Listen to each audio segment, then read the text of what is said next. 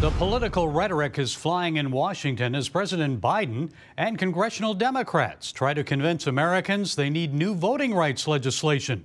Their proposal would grant the federal government more power over states and radically transform the way Americans vote.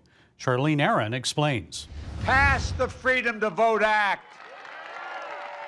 Pass it now. A fired-up President Biden was in Georgia Tuesday pushing for voting reform, going so far as to call for a change in the Senate rules regarding the filibuster.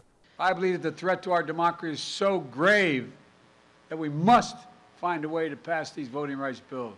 Debate them, vote, let the majority prevail. And if that bare minimum is blocked, we have no option but to change the Senate rules, including getting rid of the filibuster for this. The president maintains the Voting Rights Act is necessary to counter changes in voting rules in 19 states, including Georgia, that Democrats contend restrict access to minority voters. Republicans say the federal bill aims to create nationalized elections by requiring uniform rules for all states.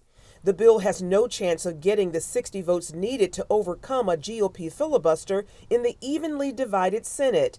That's why the president says he'll support a one-time change in the filibuster rule. Senate Minority Leader Mitch McConnell says that will break the Senate. The Senate Democratic leader is trying to bully his own members into breaking their word, breaking the Senate. However, some Senate Democrats aren't ready to back the plan. West Virginia's Joe Manchin and Arizona's Kyrsten Sinema not on board. We need some good rule changes to make the place work better, but getting rid of the filibuster doesn't make it work better. Meanwhile, a controversial law allowing non-citizens to vote went into effect in New York City this week. While it doesn't apply to state and national elections, the Democrat City Council and Democrat Mayor support the law, giving 800,000 non-citizens the right to cast ballots in local elections. Charlene Aaron, CBN News.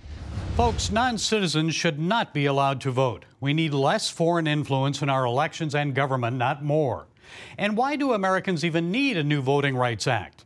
The Voting Rights Act of 1965 already prohibits racial discrimination in voting. If there are violations, voters can take those violators to court. Those pushing this proposed law say too many states are suppressing the vote. Okay, so just as Donald Trump's opponents have demanded that he show hard evidence of voter fraud in the 2020 presidential election, let's demand that President Biden and others prove there's been massive voter suppression. It's a myth. Did you know that it's now actually easier for Americans to vote? 34 states and the District of Columbia allow no excuse absentee voting by mail. 8 states now allow all their elections to be held exclusively by mail. But mail-in balloting actually increases the risk of fraud. We showed you some evidence last year, like people illegally emptying mailboxes filled with mail-in ballots. And then there's the argument that the voter ID requirement makes it harder for people to vote. Really? Doesn't it actually safeguard our elections by requiring proof that the person voting is actually the person who registered? In most states, they'll give you a free ID if you cannot afford one. You just have to make the effort to go and get it. Folks, this all is political theater and demagoguery designed to give the federal government and Democrats greater and continuous control over our voting system and lives. And threatening to end the Senate filibuster? Well, think twice, Mr. President. What goes around comes around. When Republicans win the majority in Congress, which is probable in the next election, they'll use it against Democrats.